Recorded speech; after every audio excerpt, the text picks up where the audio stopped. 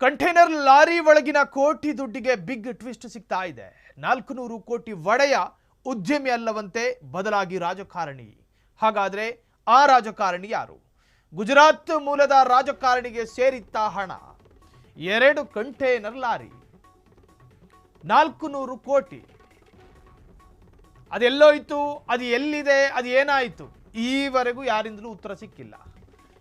ಗುಜರಾತ್ ಮೂಲದ ರಾಜಕಾರಣಿಯ ಫೋಟೋ ಒಂದು ಸೋಷಿಯಲ್ ಮೀಡಿಯಾದಲ್ಲಿ ವೈರಲ್ ಆಯಿತು. ಕಿಶೋರು ಅಂತ, ನನ್ನವೇಯ ದುಡ್ಡು ಅಂದ.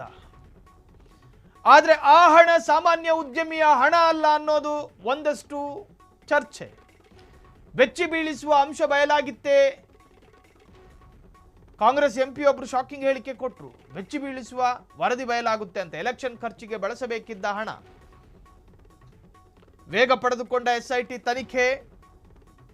ಅನುಮಾನಗಳು 108 ಇದ್ದಾವೆ.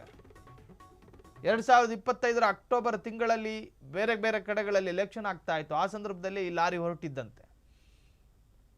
ಆ ಲಾರಿ ಹುಡುಕೋದು ಬಿಡಿ, ಅದ್ರ ಟೈರ್ ಯಾವುದು ಅನ್ನೋದು ಕೂಡ ಪತ್ತೆ ಹಚ್ಚೋದಕ್ಕೆ ಸಾಧ್ಯ ಆಗಲಿಲ್ಲ. 400 ಕೋಟಿ ಹಣ.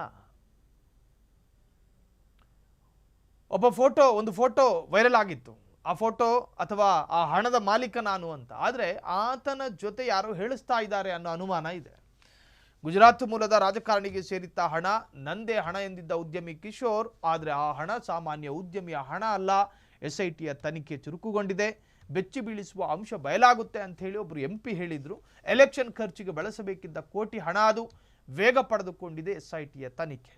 ಕರ್ನಾಟಕ ರಾಜ್ಯದಲ್ಲಿ ವಿಚಿತ್ರ ತರಹದ ರಾಬ್ರಿಗಳೆಲ್ಲ ಆಗಿದ್ದಾವೆ.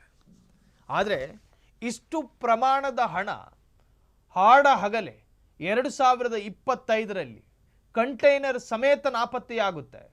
ನಿಜಕ್ಕೂ ಕೂಡ ವಿಚಿತ್ರ. ಆ ಹಣ ಎಲ್ಲೋಯ್ತು?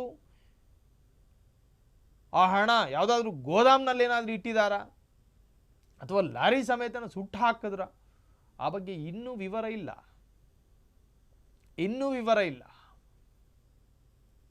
ಕುತೂಹಲ ಕೆರಳಿಸಿರುವಂತಹ ಪ್ರಕರಣ ಇದು. ಈಗಾಗಲೇ SITಯ ತನಿಖೆ ಚುರುಕುಗೊಂಡಿದೆ. ಎಲ್ಲ ತರಹದಲ್ಲೂ ಅನುಮಾನ ಬಂದವರಿಗೆ ನೋಟಿಸ್ ಕೊಟ್ಟು ಕರೆಸಿ ವಿಚಾರಣೆಯನ್ನು ಮಾಡ್ತಾ ಇದ್ದಾರೆ. CCTV ಫುಟೇಜ್ಗಳ ಪರಿಶೀಲನೆಗಳಾಗ್ತಾ ಇದೆ. ಕರ್ನಾಟಕ ಪೊಲೀಸ್ ಇಲಾಖೆಯ ಸಂಪೂರ್ಣ ಸಹಕಾರ ಮಹಾರಾಷ್ಟ್ರ ಪೊಲೀಸ್ ಇಲಾಖೆ ಪಡೆದುಕೊಂಡಿದೆ. ಕ್ಷಣ ಕ್ಷಣದ ಸುದ್ದಿಗಳಿಗಾಗಿ ಫ್ರೀಡಂ ಟಿವಿ ಸಬ್ಸ್ಕ್ರೈಬ್ ಮಾಡಿ, ಲೈಕ್ ಮಾಡಿ ಹಾಗೂ ಫಾಲೋ ಮಾಡಿ. ಹೊಸ ಸುದ್ದಿಗಳ ನೋಟಿಫಿಕೇಶನ್ಗಾಗಿ ಬೆಲ್ ಐಕಾನ್ ಮೇಲೆ ಕ್ಲಿಕ್ ಮಾಡಿ.